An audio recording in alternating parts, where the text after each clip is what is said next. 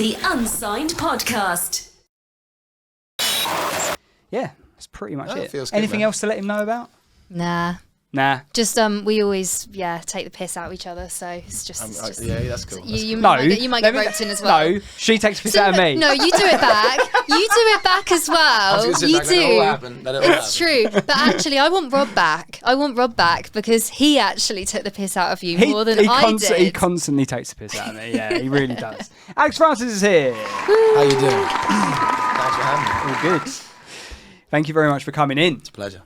Yeah, he does take the piss out of me a lot. And when I had both of you here, it was funny. It was double. It was double. It was funny, but it was intense. I was getting it from both ends, so to speak. double ending. Escalating. Did you go home and cry? I quite enjoyed it. Right, thank you. Fair play, man. Fair play.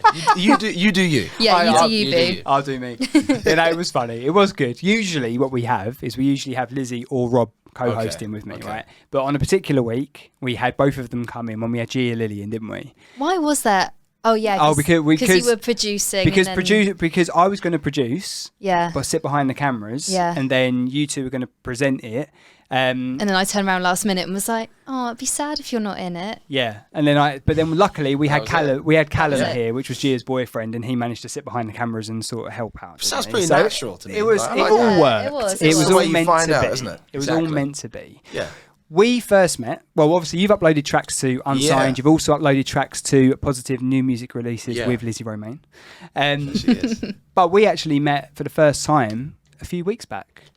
Yeah, at this show at St Pancras Old Church. Yeah. How did that come about?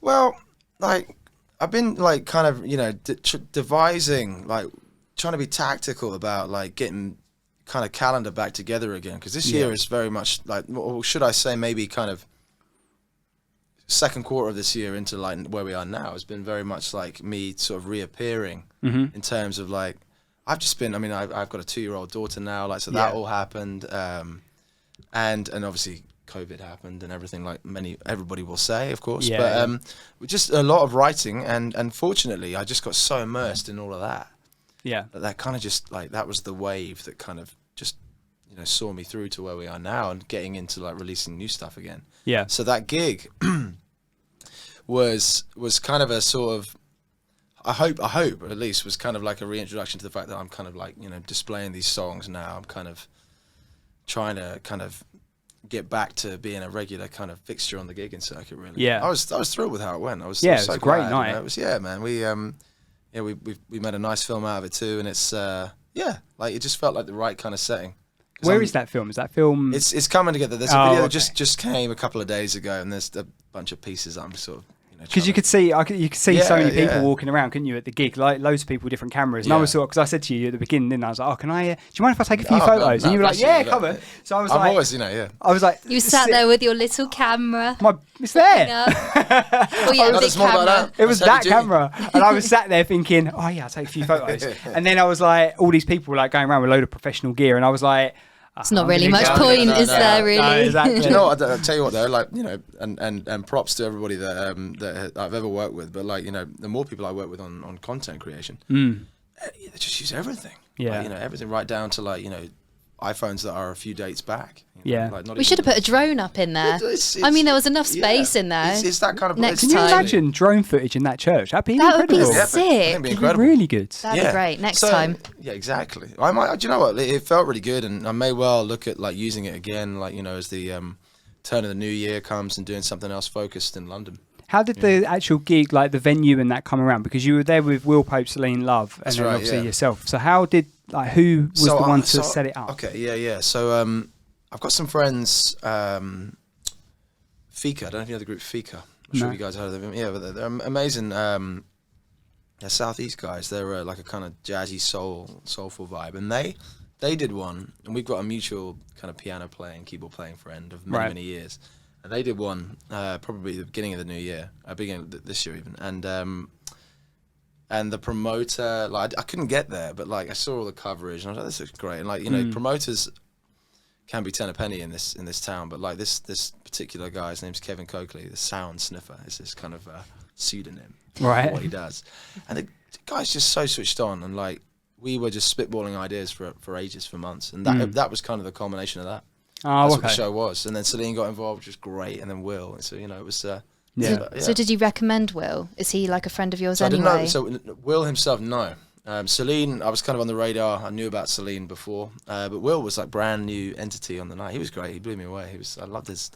He's like, I'm trying to get him connected with people that I know too. I'm just trying to like, you know. No disrespect to anyone else in the industry at the moment. He's my new favourite. Like he's a wizard. Mate. He's just a wizard on guitar. He makes the guitar not sound like a guitar. Crazy, I was like, is that a 12 string? I was kind of trying to look. Yeah, well, there's like because he had a mandolin at the gig, I think, or was it a banjo? No, it was a banjo. Banjo, I think. Yeah. He's great. He's really down to earth, and he's just like he told me this story about. I think he was living in Japan or something for some time, and like working the kind of city bars circuit in Japan, which I have no idea what that's like. But he just said it was kind of like me, kind of learning the ropes of getting kind of confident, getting like kind of rehearsed in a gig environment. He's great. He just kind of I think he's coming from here. I really do.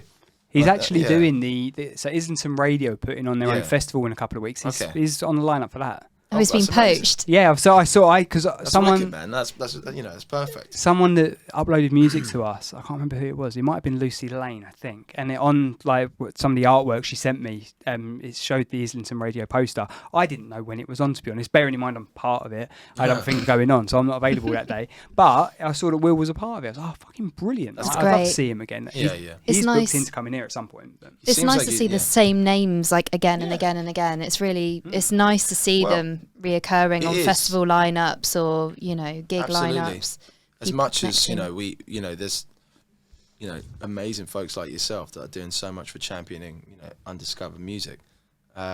It's a good thing to kind of notice like, oh hey, that person's there again, and like you say, like because it's funny, isn't it? Like you sort of and there are so many live opportunities to have now that. I mean, until I like I've been with a few agents over the years, and we've always been like. It's be quite tactical about like what you say yes to and what you don't, and what you don't play, and like there's a strategy in that. But yeah, it's if you get it right, it's a good momentum build. I think it really is. Do you find that like getting back into because you said that obviously you've had a little break from obviously when we all had COVID and with your little one as well. You've done another gig in between St Pancras and now, haven't you? Was there another one that you've had in between then, or is Hartford the next one? Hartford's the next one. Actually, the next one I've got is in Cambridge this Thursday. Oh, really? Yeah, that's with her name is Ashley Campbell, and she's the daughter of Glenn Campbell. So she's over from Nashville. Wow. She's touring at the moment, and we managed to hook this together for the Cambridge date, which is a kind of territory that I'm from Hertfordshire originally, so I'm sort of like. I've always like teetered in Cambridge a bit. Right. So I'm kind of trying to, just get seen there again and start to kind of make a footprint there again. Yeah, what venue is that? It's called the 6-6. Oh, I've heard of the 6-6, yeah. So it's like a kind of bar come venue kind of, it's like a kind of, think like Coyote Ugly, that kind of thing. You're hoping. What's the best venue We'll see what happens, What's the best venue you've ever played? That's a really good one. That's a hard one. Well, we have some quick fire questions, and that is on the list. Is that in them? Well, it doesn't matter. It can go now. No, I'm not saying you can't ask the question, Liz. It can be thrown in now. It doesn't need to be in your little order of your iPad. I'll give you one now, and I'll give you a different one. No, it's fine. I wasn't digging. I was just saying. Maybe. Saying we're on the same page is what I was saying. Maybe. I mean, it's a toss-up for me between Shepherd's Bush, Empire. Love that venue. That was amazing. That was we were touring with Melanie C. in 2017. Nice. That was just. I was going to ask about that. Yeah, we can. But either there or a festival I played in Switzerland in 2018, and I have a sort of brotherhood of guys who are kind of semi my band / like we just help each other out in the studio and the rest of it. And we pulled a band together for that. That was opening for Alanis Morissette in Switzerland. That was incredible, and that was. It's called Blue Balls Festival. Don't ask me why it's called Blue Balls. Well, you can, but I don't have much on. Right, okay. Was it cold? No, it wasn't. It was midsummer, man. But it was. I don't know. I wish I could have gotten to the bottom of what the name of that festival the weekend we were there. So it's a toss up between playing that show. That was in like some great big auditorium in this town called Lucerne. It was incredible on this like lake setting. Oh wow, that's amazing. Was it actually outside? It was indoor, but it was such was like. The weather and the time of year that they kind of sort of open planned it a bit. And kind of so nice. Summer breeze blowing in. It was incredible. Yeah. Very nice. Yeah, when did you two meet or touch base then? Well, the show, the St Pancras show. That was the first time you guys met? The live show, yeah. Oh, okay. Yeah. Because you've uploaded music, you've had like correspondence prior as well, haven't you? I kind of got aware of everything that you guys kind of do. I've got a buddy called Gareth Dunlop.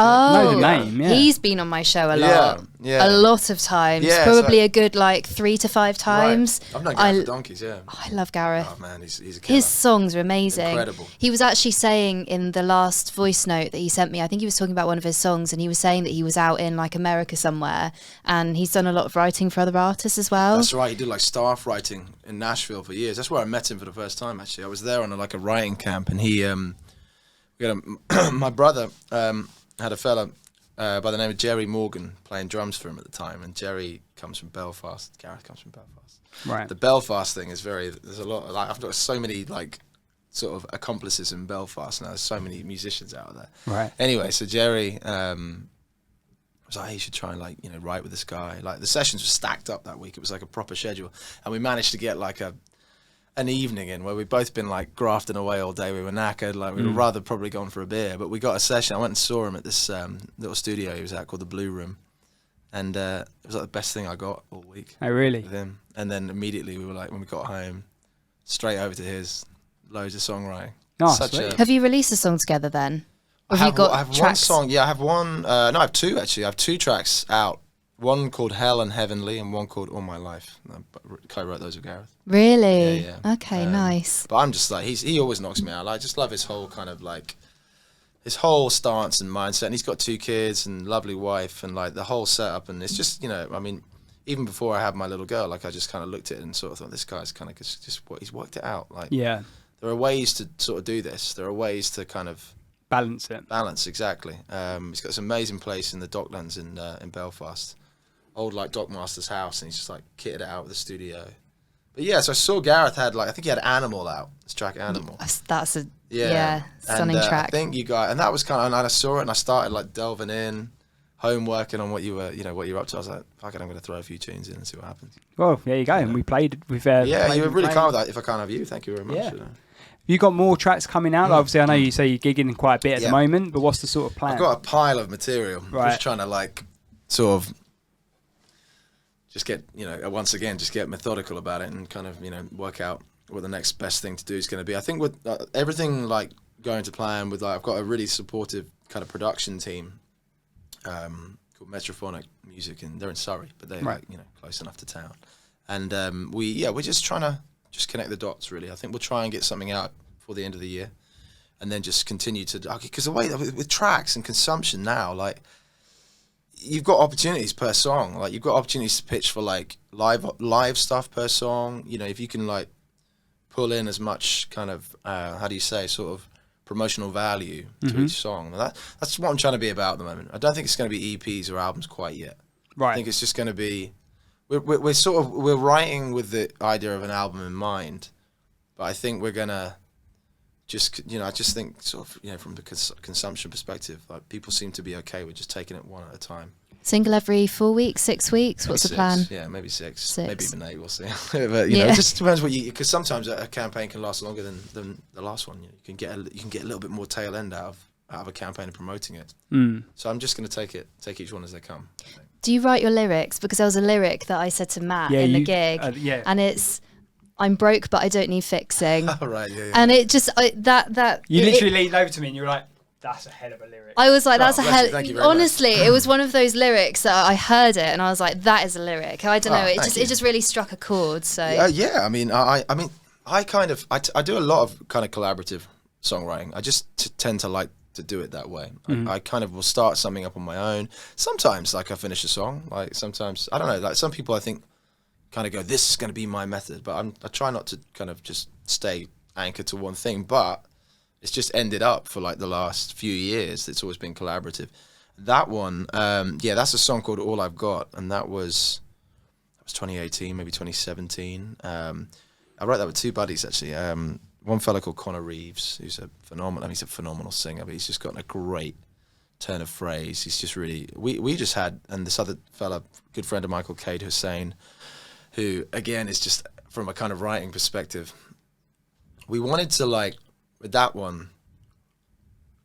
It's always a grind. It's always a hustle.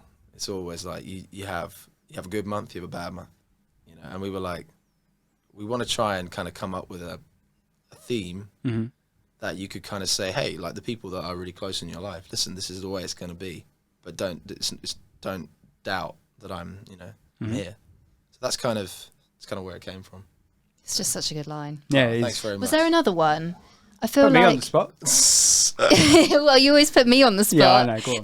The thing that got me thrilled actually. when people pick up on it. Honestly, I really am. Like, that's really cool. Like, Yeah, yeah. No, I was honestly. just in the audience. I had the numbest bum ever. Oh yeah, those seats weren't Oh comfortable. my god, those chairs were not the one. I got a prayer, a Neil prayer. Yeah, right. I had 2 prayer stools like bunched I up remember on my. they're like leather bound, like those little like kind of. I remember them from like school back in the day. Yeah. But I was like, is this sacrilege? You're probably not meant to sit on them, are for the you? knees, not the butt It's for the cheeks. knees, not the butt cheeks. I was like, am I breaking some sort No, of you were holy law fine. here? You were Brilliant, fine. brilliant. It was a good gig. I really enjoyed it. No, it was cool, man. And Yeah. I think we've got Will in a few weeks, hopefully. So that'll Right. be. I'm looking Yeah, forward yeah. to that as well. Oh, definitely. I can't wait to see that. Shall we do some quick fire? Yes. Quick fire. You've already sort of touched on the best gig. You said best venue earlier, didn't you? Yeah, best venue. So what would be your best gig? Would it be the Shepherd's Bush or the Switzerland gig, or would it be a different one? Let's delve into Mel C. Did you meet her? Yeah. So we basically, nice? yeah, she's lovely lady. How that came about. This isn't really quick fire. No, mate, you crack on. How that came about. We had a mutual. I was doing a private gig in Sweden, and there was a German fella by the name of Volker Nurmeller, and he was in charge of her. He was some degree of her marketing at Sony at the time in Germany, and she's quite loved in Germany. Right. Like she's in a different way to here. Here it's about Spice Girls to some degree. She's a very established solo artist here as well, but like the Spice Girls kind of had this, this thing, this kind of institution. They sort of came first, though, didn't Well, they? I exactly, guess. of course. But in Germany, she's like this kind of Wonder Woman. She's like this kind of like this like proper like solo act, well established. So he saw I was doing this private gig, and then it was like 6 months after that, I got a call from a friend of mine, and he was like, "Do you wanna sing a song with her? She's got a single. It's going to be a release in Germany. It's not going to be. It's part of an album she was putting out at the time, and they said it's going to be like a track that's used for the European consumption for the run of the album." And I was like, "Well, we can. I'd love to get together and just try and sing it down." So that's exactly what we did. We just got over the piano. Wow. There's a song called "Hold On," and and so we kind of got stuck into all of that and promoting it in Germany, doing TV in Germany and all sorts. Like we did loads, and then it was kind of like my agent at the time was her agent too, and he said, "Well, let's get him out there, like on all the shows." So we did the UK and Europe with her. Okay, Right. so you Yeah. opened for her. Yeah. For how long? Half a year? No. It wasn't that long. It was like 3 weeks. It was Okay. slick. It was like bam, bam, bam, bam, bam. I was Wow. like, I wasn't speaking to anybody in the day. I was just literally. Wow, yeah, of course. But it was great. It was great. To be honest, it was the first. It was for me. It was actually my gateway into Europe, into playing in Europe, and I've done all sorts of different things in Europe since. But like, there's just especially in like kind of that kind of like Benelux, that kind of like France, Germany, Belgium, that kind of particular area. Like, there's a kind of, if you're a kind of like singer songwriter, no matter what your kind of genre route is, they just seem to be really, really up for it. Like, and that might sound a little strange, but like, there's a lot of work to do here with results. Like, and there's loads of like good stuff that's happened. But when I go over there, like, there's an energy about like Germany in particular. Yeah. Like, we're trying to work out every single way we can to be there a bit more, lately. But like the gigs with Melanie were like, was like properly getting to know that kind of aesthetic of how it goes down over there. So do you still speak to Mel C now? Not really too often. No. If I'm completely honest. Bless her. She sometimes will share me like something I'm doing on Twitter, like here and there or whatever. But like it was cool. Like it was nice that we travelled together, so we got to kind of properly hang out. We got to like talk about soul singers that we love, and like her mum is a singer, who's into like all the kind of shit that I love and I was raised on, and she's like into all that kind of shit as well.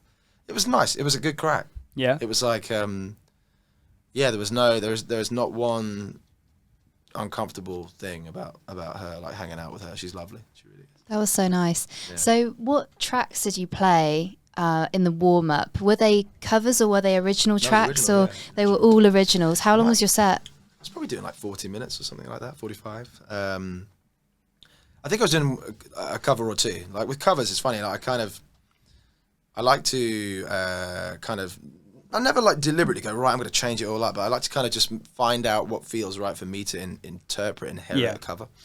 And that's kind of become a little bit of a thing with my kind of catalogue of music anyway. So I think I was doing You Got a Friend or something like that. Like that kind of, just something that always right goes down well. Yeah, I just Toy Story vibes. Just something that was kind of, felt right in the moment. On each night. Sometimes I change it up and do something, but primarily originals. You made me feel very Christmassy on the way here because I was listening to some of your catalogue on Spotify in the car and White Christmas comes on. I was like, is it December already? Oh man, yeah. It really, That's, it's a nice cover. Well, thank you very much. It's kind of like, I think with a kind of, I don't think there's anybody that needs to kind of think about their music as a business, like if they are game to do something that's Christmassy and they can kind of make it feel like them, then it's probably a good idea. Would you ever do an original Christmas track? Yeah, I've written one. This year? I don't know if it's this year. I don't know. We have one. We've got one in the pack. We wrote it in like July. Hilarious. Like shorts, boxes, vests or something. Working on a Christmas song. We've got one. It's kind of like, it's basically there. It's called, I'll give you an exclusive on the title, that much. I can't tell you much more. It's called Christmas Ain't Christmas Without You. And it's like a kind of like, I don't know, it's like a kind of, we were trying to get into that, snow's coming down, that kind Is it Wham? Is it very Wham? It's Wham? that kind of, that classic, almost, because Wham was kind of Motown-y, turned upside down, wasn't it, a bit? It's kind of in that kind of... Has it got sleigh bells? Well, it could. We haven't worked it up yet. Okay. But it's if it's coming out this Christmas, you've got to hurry up a bit. Well, I don't know if we're going to roll around quick. We're getting more. We're getting them come into our inbox already. Have you had a Christmas track yet? I haven't yet. I've had one. Have you? I've had one already, and it's October. Yeah. Is it October? I've seen the shops are getting all Christmassy, aren't they? I mean, they get Halloween out of the way and then get carried away, like friggin'. I think you can get advent calendars already. Yeah, madness. Don't tell my daughter that. No. Yeah. So yeah, we got one in the pack, but like we just need to, as usual, we just need to kind of make sure that it all kind of feels right before we head in. Yeah, it makes a lot of sense. You've also worked along the side of James Bay, and you've also already mentioned Alanis Morissette. Sting and Stereophonics have got listed here as well. How did all that? Was that all around the same sort of time period? Yeah, Sting and Stereophonics was both in 2018. Yeah, Stereophonics was great because I was my old manager used to look after Stereophonics when they were at Virgin, in the early 2000s. And he played Kelly a couple of songs from the EP we had at the time. Oh, nice. Like, yeah, man, let's do it. And I mean, I was like, fuck, like, is that all it takes? Like, sometimes it is, and sometimes you get put into a pool of people and you have to wait. But we did Europe dates with them, with like kind of pulled a band around it. Really cool, like just because they're not a band that are like sort of hero band to me, but like they're kind of I solidly sort of respect the kind of music they make. It does resonate with me. It's kind of, there's some amazing songs in their catalogue. Is that Handbags and Glad Rags? They recycled that one up, made it famous again, because I think it was Rod Stewart originally. Oh really? Yeah. Oh, it was the cover. Way back, yeah. But Sting and Shaggy. Right, Shaggy. So check this out. Shaggy. That wasn't on the list. Yes. So the way that the Sting thing goes, right? I don't know which version you've got, but Sting puts an album together with Shaggy, right? And it's like, okay. Didn't Shaggy perform at like some Queen do at some point? Probably. Wasn't he at like the Platinum Jubilee or something like that? Literally, fucking solid guy, like solid dude, literally. Glass of Pinot Grigio, like everywhere we went, like in his hand. We were like, come on, man, let's go, let's do this. I'd love to get Shaggy in here for interview. Imagine. Yeah, Shaggy was cool, man. That would be fun. Sting was Sting. He was like sweet, kind-natured, gonna go and do my thing. We were like, that's cool. We're not, you just have to kind of roll with the punches on tours sometimes. But it was great. Like they had an album of original songs with a kind of dancehall kind of reggae flavor. Because I guess actually, when you joined the Dots, the Police was heavy on the reggae. Yeah. you know. So this all came together for them. They were doing a worldwide string of dates. We just did like a summer of European stuff. It was really cool. Like we did this place called the Cannes Palais. It's Cannes. It's where they have the film festival. Yeah. It's on the rooftop. Sun was setting. I think France had just gotten through to the World Cup final or something like that. So like there was something in the air. Like the French were like really kind of like up for everything that night. So the audience was like really positive energy about them. The football, let alone the music. But yeah. So you know, just a really cool experience. You should follow the World Cup around or something. Yeah, and just do a tour in the country. Just go like bar to bar, you know, when they're showing a match. Because they're already feeling great because they've just watched the football, and then just be like, have some of my music as well. I actually think that's an amazing idea. There you go. Literally. You can have that one for free. Oh man, I know a certain DJ that's trying to get some gigs out in Qatar at the moment. Who's that? Yeah.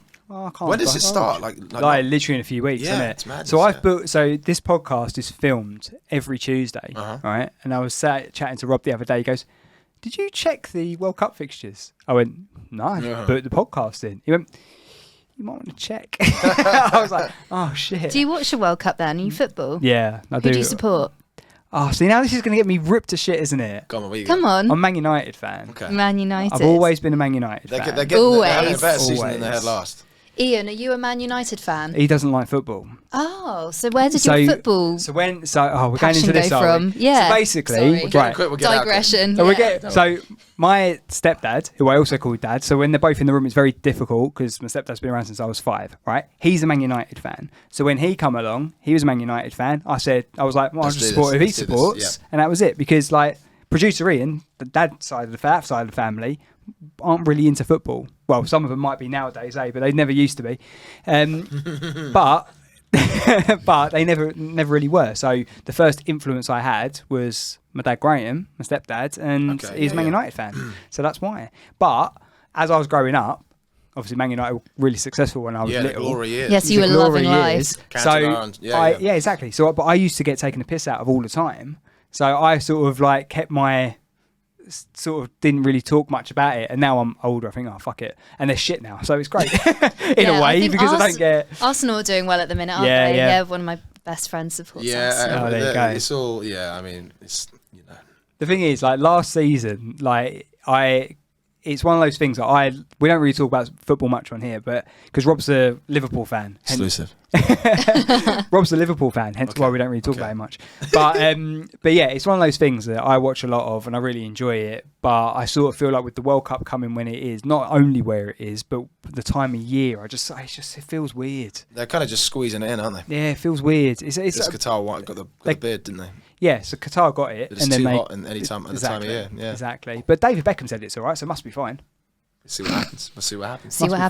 There we go. We did it. Yeah, in and out. Done. Next question. So we have a lot of emerging artists that watch this podcast. What was the very beginning for you? What was the first time you picked up a guitar? When was the first year you got a manager? What was like the beginning steps for you? Because obviously you're doing well now. Like you've been on tour with Mel C, Sting, Shaggy. You've done a lot. So you're on the Unsigned podcast. Hey man, come on! I'm thrilled to be. Like, God's honest. Like I think. I mean, it's funny because like there's actually so many like I'm 33 now, and when I think about like being 15, I go, that was so important. That little moment was so important. Against that moment was so important. And then when I go, I mean, my first serious manager when I was like maybe 2016, 2015, so I was like sort of 24, whatever, 25, and like the space of time and everything that went down just in that. I mean, like we used to do, like in my hometown, we used to just play every toilet in town, and the sound would be shit, and the gig would be kind of shit, but it would also be amazing because people would come, whoever, whatever, you know. A song's would probably be shit, but like that wasn't the point. You know, the point was like feel the adrenaline rush, feel it, and like come away and go, what the fuck was that? You know, like, I can't get that from a beer or whatever, you know? Yeah. And then there's this kind of like, I suppose it's for me, like, it's like if I think about like, I had like a really heavy Rolling Stones period, like when I was just a teenager, just ducking around looking for every bootleg I could find on like LimeWire or some shit. Aries. You know, LimeWire. You know, yeah. Trojan horse for free. Killed my computer. Right. Yeah, exactly. You set down, you like, you know, go after like sixth form or something, set it down, like come back, and it's still only be about halfway there. Porn. Jesus. Hang on. Steady. No. When you she's opened right. it, Because you'd open it up and it'd be like friggin' like, yeah, exactly. You'd think you'd get like. I accidentally downloaded. No, I swear. I think I'll just keep that one. It's true. There's so many. There's a lot of sharks in the game. But yeah, like all of that. we hear you better. It was just crazy. When you were doing that, it was just trying to get as much experience on stage as possible. Yeah, but that leads to like, I remember doing like something in Tufnell Park like when I was like 17, and I still live like back in Hertfordshire. It was some battle of the bands. It was kind of like semi-bollocks, but like semi-great, because we were like, we got to get up there, and like, you know, it's like this sort of stigma of a London gig when you're like really, really young and all of that. And so I think like in terms of like beginnings, I was so kind of obsessed, you know, with like the things that turn me on about music, that turn me on about performing. And then like, you know, finding managers and the rest of it was, How did your first manager approach you, or did you approach them? We had a mutual friend. We had a mutual friend who was a songwriter.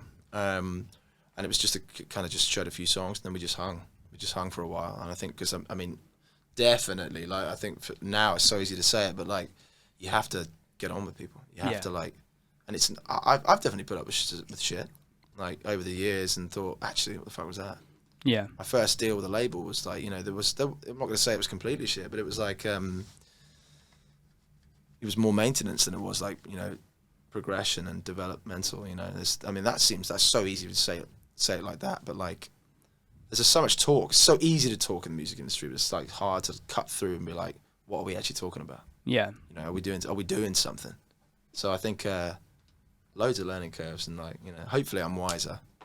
I'm sure you are. Well, Once you've had one manager, is it easier then to get another one? I guess you then know what you do and you don't want out of a manager. I think the thing is, though, you've still got to kind of, you still got to go and have a beer with that person. You've still got to kind of like, personally, I'm like, I need, for, like, the relationship. It's a relationship, and it's got to be like, I think in terms of like something like managerial aspect, that's everything under the umbrella of like being an artist. Everything's personal stuff and the business stuff, I think. So you need to know that that person, that your kind of gut is going to say to you, we could go through things, you know? You can trust them. Yeah. In every way. Yeah, you know? I'd always like to think that, like, you know, if I get to like 50 and I've had like 10 managers, like, I would like to be like thinking to myself, there were good elements about them all. Like, I never felt like I was like, who the hell are you? Like, you know, that, yeah, it's so much about relationship and trust and the rest of it, I think. What do you look for in a manager then? Just that personable kind of, and also like getting fired. I mean, do you know what this sounds kind of really, maybe this sounds obvious, but like, I get like really fired up about, like, you know, things happening. Yeah. And like passionate. Yeah, and a great record too, and like, you know, not mine, but like, but putting stuff on, like, in any capacity. We could be like just hanging out at my house or something, or their house, or somebody's house. And like, I know that my kind of like immediate, like my kind of close clique of like friends, we all kind of shoot from that same area. We get just as fired up about our favorite record that we do every single time. And I need a bit of that fire in people like that. What's fired you up recently? Well, just in terms of just new music or whatever I'm hearing. There's a guy called Son Little. Don't know if you know. American fella. Who's like, he's not independent. Like, I'm not sure who he's on. But he's just like, I mean, he's coming from all of the kind of, for me, he's coming from like the kind of 70s R&B / singer-songwriter stuff, which just always resonates with me. But he's just the way he does it, man. The way he sounds, his voice is phenomenal. He came to Hackney a couple of weeks ago. I couldn't make it. I was heartbroken. But he's, if you get the time, Son Little, check him out. Son Little. Yeah, man. Certainly check him out. An album called New Magic. It's killer. Nice. New this year, 2022. That one's probably a couple of years old, but it's like, it was fresh to me when I found it. Everything's fresh when you find it. Exactly. Right, what we'll do, have a quick break, and then we'll get on to doing Dream Gig and more quickfire questions. More quick fire. Cool, man. Damn. You didn't get through your iPad. No, I did. What a Cutting shame. up your iPad, don't we? Do you want a funny Killing thing? your strategy.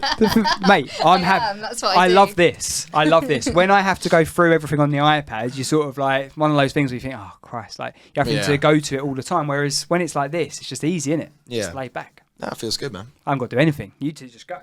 No, it's good. I've got a lot of questions, so. That's great. You want to take a break now? We'll take a quick break. Yep. And then we'll come back in section 2. 2. Hi everyone, welcome to the Unsigned podcast. As some of you may know, I'm an ambassador for MATES, which is Mental Health Awareness Through Educational Speaking. They're a peer-to-peer support group. They're based in Essex, but they've got a group on Facebook, and there's a load of great ambassadors out there all offering out some support. If you want more information, go to their website, weareyourmates.com. But let's get back to the episode. The Unsigned Podcast. Welcome back to the Unsigned podcast. We're joined by Alex Francis, Lizzie Romain, and producer Ian's here as well. We are going to do your dream gig. All right, we've got some more questions for you. I'm sure Lizzie's got some conjured up as well, but we are going to get onto your dream gig because that's what we do in section 2. So, on your dream gig, we're going to ask you what your dream venue would be, who you would like to be performing alongside on the bill for your dream gig. We'll also ask what would be on your rider, any special requests that would be in your dressing room, and where your after party will be. And if we get time, we'll throw in a little bit of gig tour right bin, if we get time. Nice. So, let's start with your dream gig venue. If you could perform at any venue in the world, around the world, where would it be and why? Wow. Okay.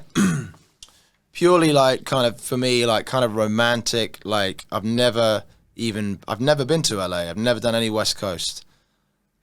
But everything I have collected up in my head from what I'm aware of like historically about the Troubadour, which is LA, Doug Weston's The Troubadour. It's been around since like the late 60s and it's still just as solid and sharp as the kind of place if you're a songwriter and you want to start to kind of get in and make a name, and you've got to, and you want to have a good shot at it, you want to get a show there. Wasn't that like Elton John? Wasn't that in the film Rocket Man? Yeah. They went to the Troubadour and he was freaking out in the toilet stall, being like, I can't perform because there's some dude out there, some famous that's right. musician. It's one of those which is like everybody's moving through at any time, so you just never quite know. I love all that kind of thing. You know? Yeah. But yeah, it's there. Nice. Like not based in like 1973 or something like today. Right. You know, but it's there. Yeah, that's mine. Is that an original answer? Of course it is. That's so specific. You're joking. That is not the main stage at Glastonbury, is it? Oh. Well, how we doing? Did we get it? There's a clap for original answer. Right. I see. Lizzie likes using the buttons now. I do. Okay. It pisses off Rob, that's why. Once. No, main stage Glastonbury would be a box checked. Yeah, if I was, But dream. I like your answer. I like definitely. That. You never know. And that's not an original answer, so you chose the right one. Okay. Yeah, you definitely did. Cool. Right, so you can have 3 acts at your dream gig. You are one of them. Okay. You've got your headliner, your main support, and your opener. You can choose anyone you want to be on the bill. Who is it? And in which order? In which order? Yeah. So you can choose your headliner, your main support, and your opener. Shit. Where are they all fitting on the bill? Oh, it's so hard. You said you did your research. I know. Well, I can give you stuff, man. It's just in the moment, you know. Yeah. The difficult bit for me is not. It's not. I don't think it's choosing. I think I can choose them. It's just the billing. Go on in. Who are we choosing? We figure out the order after. I'm gonna have. Do you know Donny Hathaway? Do you know Donny Hathaway? He's not here. And he's no longer. He's no more. Donny Hathaway was an incredible artist. His heyday was the 70s, but there's an amazing record called Donny Hathaway Live, and he kind of like fell into the kind of like he wrote songs with Roberta Flack and Stevie Wonder, and he's not like unsung. He's known, but he's not like a household name. But that he's up there. He's playing. He's just up there with his Wurlitzer piano, just him and his piano. So he's on the gig. Nice. That's obviously original answer as well. Yeah. Absolutely. I think. Do you know who he is? How many do I have? 2 more. I've got 2 left. You and 1 more. Oh, me and 1 more. Oh, I see. Okay. I'm just in the audience. This fucking gig. I'm just watching these guys. It has been interesting because some people have gone, right, we're headlining and this is happening. And some people have gone, we're going to open, and then we're going to. I think I'm going to say I'm opening. Okay. Opening. I'm definitely opening. Solo acoustic, probably. I'm going to open. Donny Hathaway's going to go on the second one, and and the headliners are. The headliner is interesting. It could be a band actually. There I am thinking about. Headliners are going to be. Oh man, it's just I'll choose one, and then there'll be another one that would just immediately replace it. Right for tonight, the headliner, exactly. At the Troubadour. At the You've got to remember the venue as well. Troubadour. Right, I'm going to open it. Donny Hathaway in the middle, and we're going to have. Because what the hell? Why not? We're gonna have Ray LaMontagne. Wow. Solo again, all solo. Just doing his thing, like however he wants to do it. Yeah. Yeah, and that is not my definitive. There would be differences. I was kind of gonna do Carole King instead of Donny Hathaway. Maybe Carol sneaking in for a couple of numbers. Well, let's put it this way: set. you can do a duet with someone, so you can have a special guest. Can I come just out pick onto I the invite stage. somebody down to get them up? Yeah. Okay. So to speak, yeah. You're bringing someone out to do. This is you, man. I know it is. I can't help it. You're bringing someone out to do a duet with. Mm-hmm. Who is that person? Doesn't have to be someone already on the lineup. It can be someone completely different. Who we have? Maybe Carole King. Yeah. Yeah. It'd be Carole King, like early 70s Carole. Like she's a queen the whole way through, but like probably Tapestry era Carole. Like come up and maybe even do like one of her record or something. You're saying a lot of like 70s. I know. I had it on the car on the way here. Oh right, I was gonna say. Just having a dive, man. Literally. Fair one. I know. On another night, I could be like, we could do early 90s or something. This is it. It's almost a rhetorical question you ask. Fair enough. So you talked a lot about cover tracks. Obviously, you've done quite a few cover tracks in your catalogue. What would be the cover track of choice at your dream gig that you would perform? I would do like stuff that like kind of like not the dream song that I've never played, or like whatever you want, or anything. Yeah, whatever you want. I really love the tune. I love Bridge Over Troubled Water. Oh yeah. And there's Simon so many Garfunkel. versions. Yeah, but there's some killer versions. Their version, obviously. There's an Aretha version, which is insane. Maybe that. I've never really tried it. Yeah. But I'd love to like get a proper handle. What was the on duet that you and Celine did? We did Natural Woman, Carole. Oh, Natural Woman, that was there it. we go. Yeah, right. Literally, I'm doing all these songs on the way up in the car, and I'm like, my brain is scrambled eggs. Did you two decide that on the night that you were doing that? Yeah. Yeah, that was amazing. It was great. Oh, Yeah. thanks, guys. Yeah, That was really good. Well, she has a version. She's got Celine's got a version that she put out. It's like collaboratively with a few friends a couple of months ago, and I was like, well, you know it, I know it. Yeah, yeah. We can guess our way. Can make it work. Yeah. No, it worked really well. Oh man, thanks, man. On your rider, you can have two choices waiting for you in your dressing room.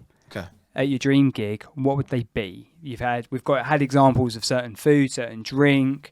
Have you ever had a rider before? Yeah. What did you have on it then? Well, the rider, I've had like varying rider experience. It's almost like there's this Facebook group called Band Witches. I don't know if you've heard of it, but it's about like bands out there, and like it can be really bad, But that's mainly where it goes down on this group. But I won't. I've been lucky to have some good ones. I think should we do like a drink and a food? Whatever you want. Yeah.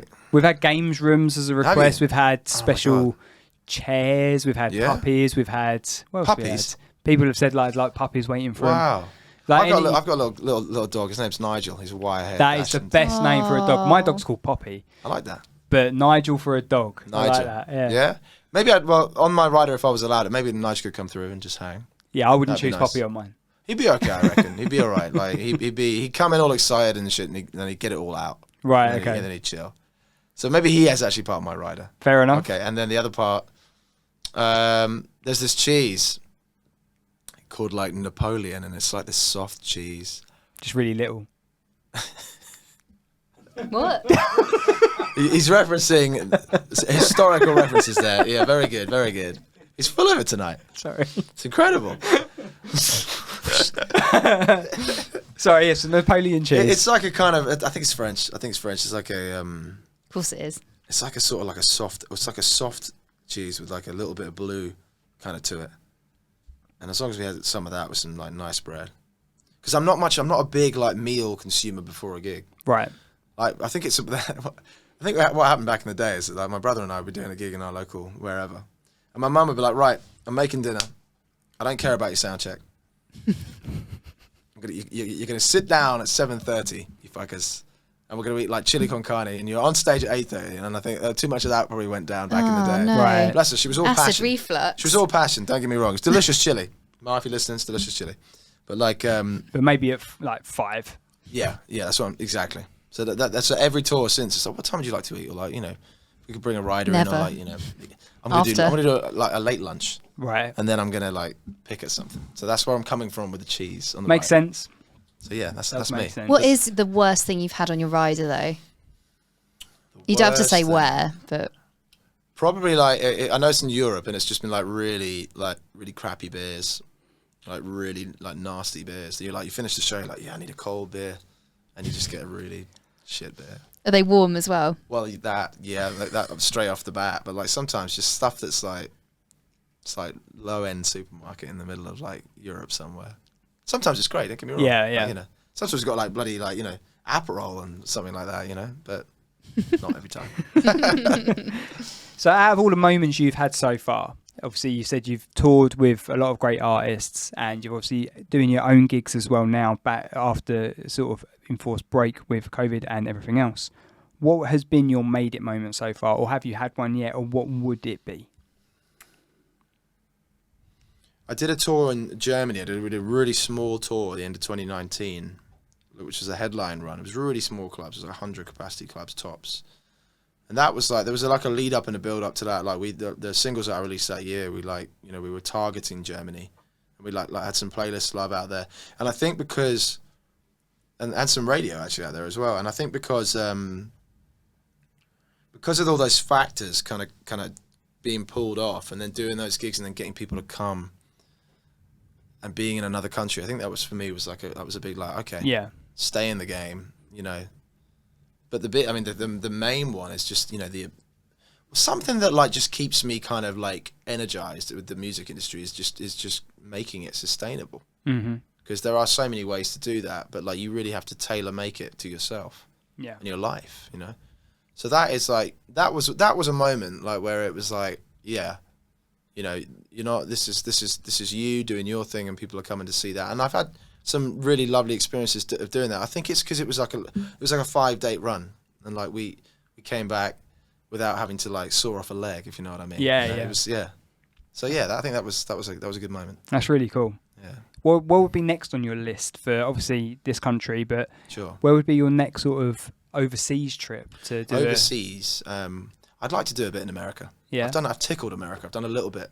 on the East Coast, and I've done a little bit in Austin and Nashville, but not to really warrant it. I don't think I'm quite there yet. Right, okay. I think it would need a bit of we'd need a single to be like really kind of getting some good kind of traction, Yeah. I think. But I'd love to start to, maybe in 23, to start to like get out and kind of, it's a funny one. Like, I don't know, maybe that's the way we were talking about Gareth earlier, and like Gareth Dunlop, and like, I think for Gareth, like he was kind of like, I'm jobbing songwriter doing this.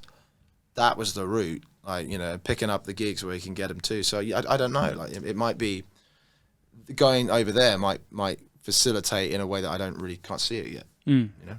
So yeah, but America is up there. Yeah, I can imagine why. It's just a good experience anyway, Most isn't of it? my Good record collection food. is probably America. And yeah, Yeah, the food. I mean, God, don't get me started. Like, yeah, incredible. IHOP. The barbecue in Austin, like, Are they pancakes? unmatched. IHOP pancakes. Oh, Yeah. okay. Denny's. Where's your Denny's, after yeah. party? The after party. Wow. Okay. The after party. Bearing in mind you're in like California, you can have your after we're at the party. Troubadour. Yeah, okay. You can have your after party anywhere you like. Maybe. Do you know what? Maybe like we're just gonna like have the place till like 2 or 3 o'clock in the morning, and we get some DJs are playing like for the fun of it. They're playing strictly vinyl, and they're playing like, yeah, it's gonna be in the Troubadour till like 3 a.m. Guest list is there. It's done. Like, friends and family are coming. Everybody else, like, who I like is coming. And it's like, there's plenty of that cheese out. Nigel's doing the rounds. He's doing his thing, sniffing people. And yeah, just partying and dancing and eating and having a good time. Nice. You've got an open bar for 2 hours. What drink are you serving up to everyone? Good Old question. fashions. Old fashioned. Old fashions. Yeah. Nice. I feel like that would fit the troubadour. Yeah. Old fashions, which are always a death of me, but whatever. What would you be selling? It depends on the day. I do like my espresso martinis. I know, that's what I had in my head. And they go down, they just slip down after a couple of those. They do. They really do. I feel like everyone would be wired though if it was open bar for 2 hours. Yeah. The music would have to be up tempo. You'd just be like, please stop. No, We can't have no any more ballads. espresso Lose martinis. the ballads early, get them out the way. Yeah, no more Don Henley Boys of Summer. Off you go. Exactly. DJ Sammy. Yeah. Right. Have you thought of gig tour right people or not? No. Okay. That's your job. You've got the iPad. You can think and write it down like days I can't in multitask. advance. You know me now. I can't. You can. Right. What we'll do, we'll go back to some of these quick fire questions. Okay. Which is the song you wish you wrote? A song out there, classic or mainstream now? Yeah, What is a yeah, song yeah, you yeah, wish yeah. you wrote? Okay. There's trillions.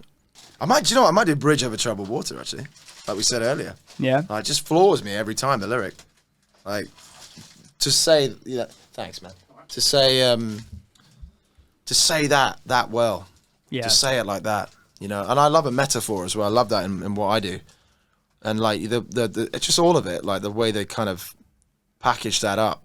And I love how like, the Simon Garfunkel is just Art Garfunkel on a piano. Because when a song's that powerful, you can put an orchestra on it and it can be great. But like, if you can just do it stripped back like that and just kill people every time, that's definitely up with the one I wish I wrote. Do you like Van Morrison? Yeah. Yeah. Yeah, I love Van Morrison. Yeah. They're good. Into the Mystic by Van Morrison. Have you ever done... Oh, yeah, that's a good song. That is a really good song. Have you ever done Piano Man? I feel like you would sing Piano Man really, really well. Never done it. No.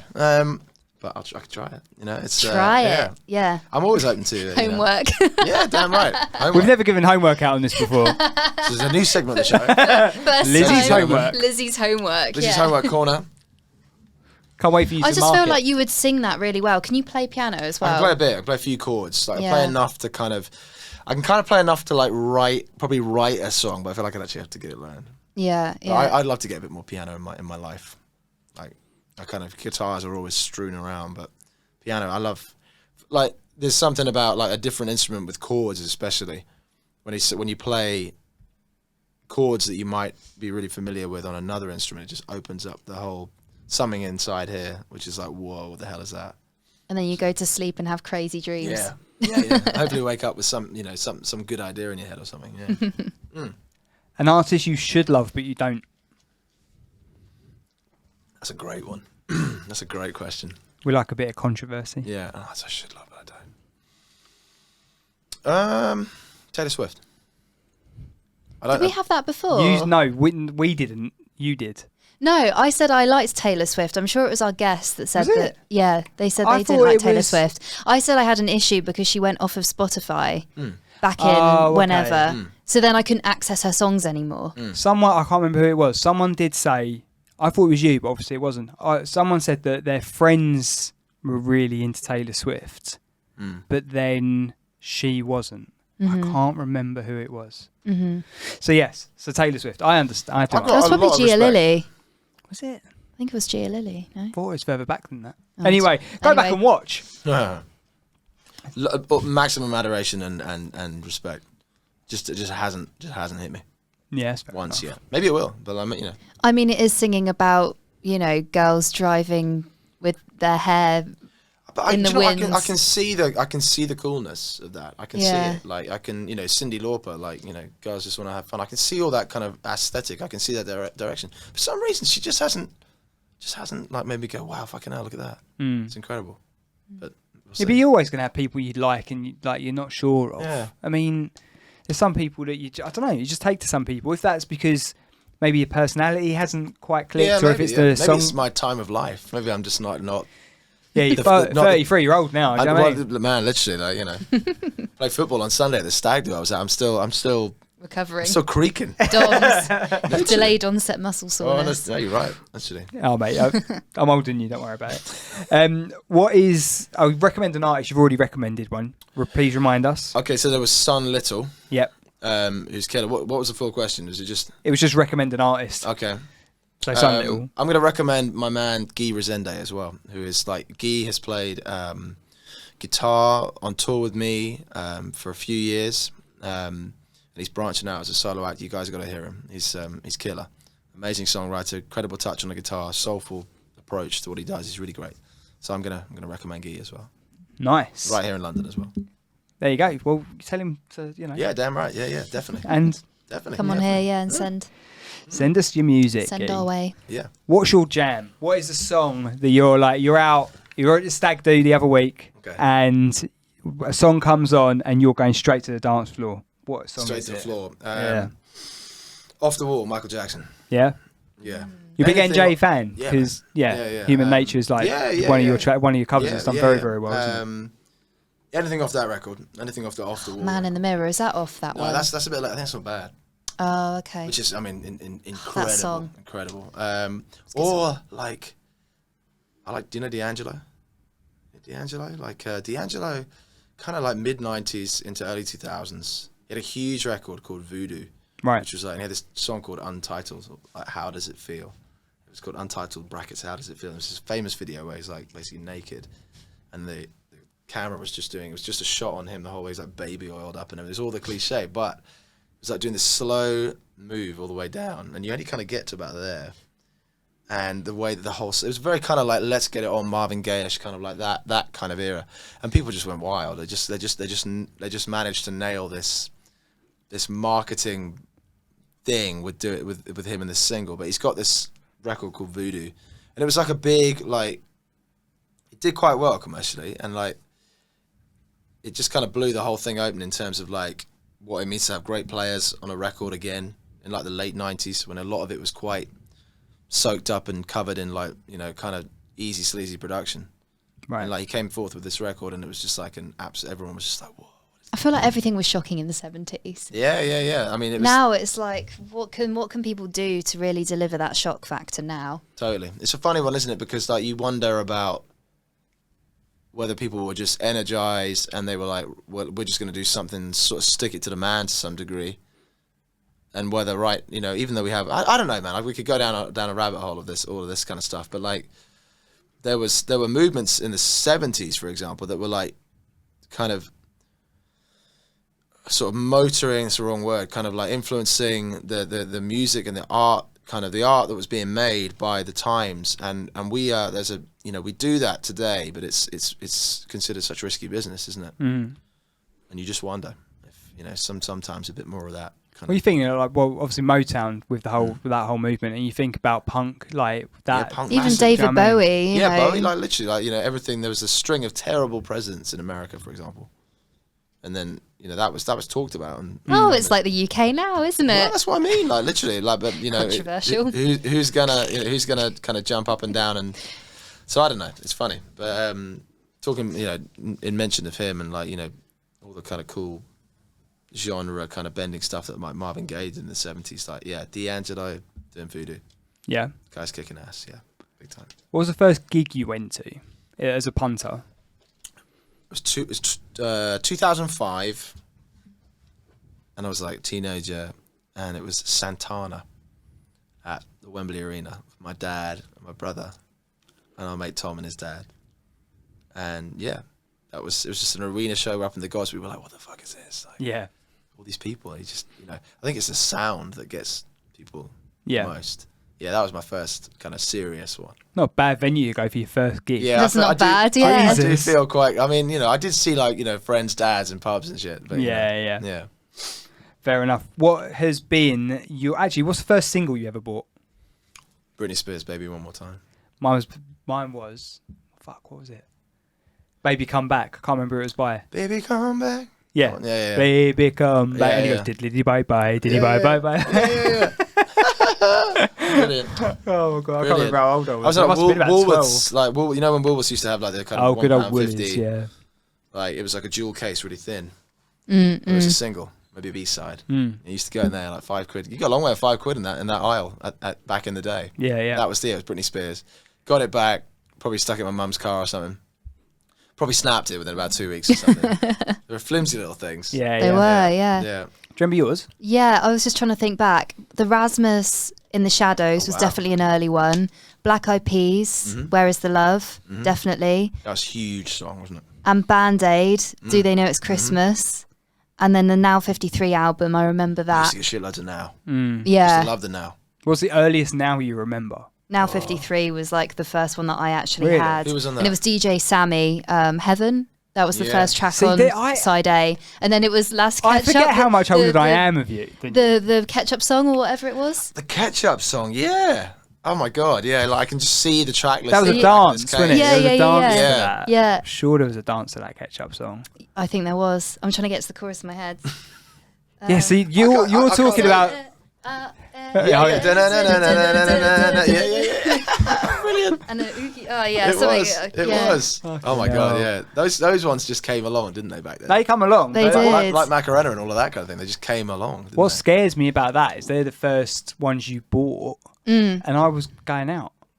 He was going out. Yeah, I must have been, because those songs were out, like DJ Sammy, Heaven. I must have been maybe 15, 16, I think. So you would have been like 10 when you bought that. Yeah, Creeping- like creeping back to the 9ish. pub back then. Yeah. 9ish, 10. Yeah, I was getting. I was going on like this when I Google, was- printing out the lyrics and then memorizing them because I was that cool. Yeah, I love because it. my sister used to just know the words to all of her songs. She was 9 years older than me. So then, as the little kid sister, I wanted to know the words to Yeah. my songs as well. So I'd brilliant. go onto Google and print them out and then learn the lyrics. Have Yeah, you but s- that's Still a like- terrible singer, but That's, you know. that's like reading the liner notes of booklets. I used to get the booklets out and you can't fucking get them back in. Like reading through through like that. yeah, like, yeah. Eye of the needle. You realise at that point that it started on a vinyl about the size of one of them, and somebody printed it, and it's like, oh yeah, we can read all of this, and then squished it right. Yeah, Squished yeah. it in, And now yeah. where is it? Exactly. I've gone back to vinyl. Sometimes it's on Spotify, sometimes it's not. You know? No, exactly. Yeah. Vinyl's where it's at. Biggest inspiration? What in general? If that's musically or if Yeah. that's life lessons, like what would you say your biggest inspiration is? Parents are parents, and they are, you know, your relationship with your parents changes over the years, and all of these dynamic things. But they never ever said that, like, my brother and I couldn't, like, fuck about with the guitars and kind of like just get it wrong to get it right, to a degree. They never said anything like that. They never like, shut up. That's enough for today. No, we didn't pick a drum kit out straight away, but like, thought we had like They a might have gone classical then. guitar. Yeah, well, I know, you know. But there was a lot of shite. There was a lot of shit harmonica playing and like, you know, a lot of out of tune singing, and they never really. So I have to I've got to put them in there somewhere because like they could have just been like this. You know, Have they got history of music? Like, no, they haven't. They love good music. Yeah, Like, they're yeah. into good music. Like, and I guess when you're a kid, you don't really know what good music is or what crappy music is. But You just know what your parents we listen got to. older, and I'm like reconnecting to like Motown. I'm going, oh no, fucking hell, that's incredible. Yeah, yeah. Is that what your parents used to listen to? Well, you know, it could be anything. It could be Motown. It could be Wham. It could be Bruce Springsteen. It could be Michael Jackson. But there was always like all the stuff when now, like, you know, with a life in music or not, like even just people that are great music lovers that are like adults, they could look at, there's all those like symbolistic, synonymous records of like the last 50 years. And it was all in the collection when I go back in my head. Yeah. My mum has Shania Twain. I can love Shania Twain. That was, I think it was the one album. Great Was it the documentary out at one? the moment. Oh, is on there? Apple TV. Yeah, check it out. I do love a good documentary. Really good. Proper, like, her story's incredible. Really Have you good. seen the Bowie documentary? It's in the cinema at the moment. No. Moon Did is we figure Shaking. out if that was actually going out anywhere else? No, we No, didn't I look it haven't. up.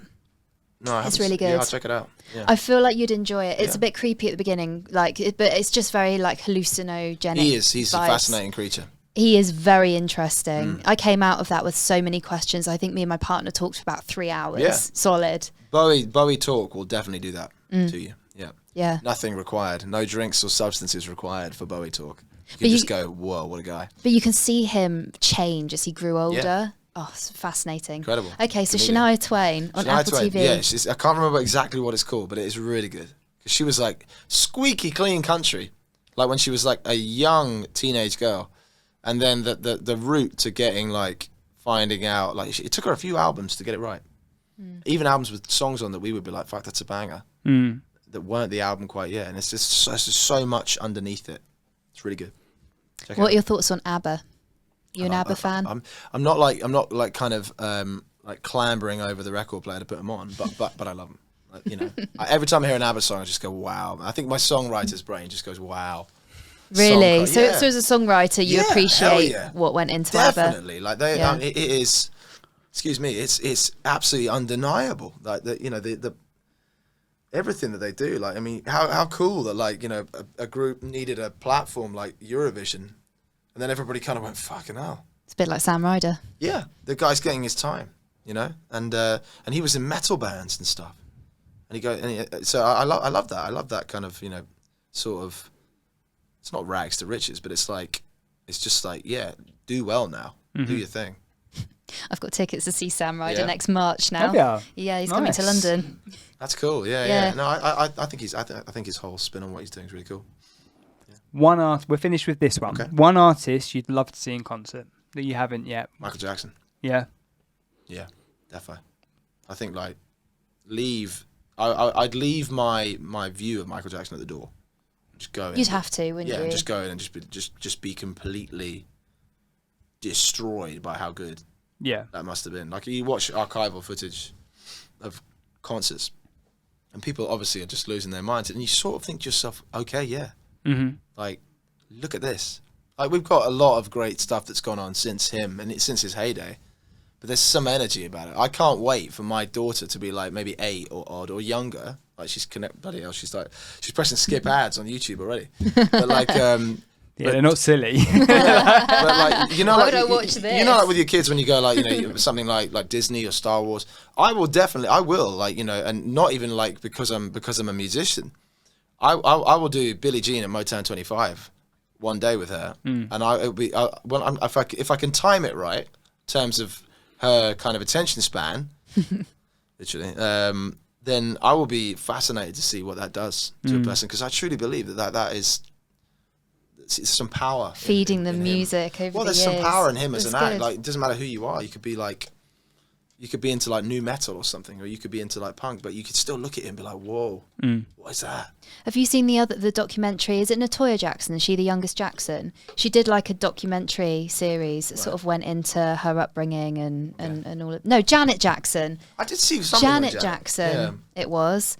That's a very interesting one, and it also goes into sort of her journey, but it also goes into Michael and how she was sort of like level with him for a little while, but she was always sort of in the shadow of him. It's very interesting. Yeah, I'll check it out. I mean, it's sad. It's just really. Do you know what? It's really sad. The whole thing is so sad. Like, you know, the idea that you've got to be, like, you know, the way he kind of even went in to the business is like, it's so bittersweet, really.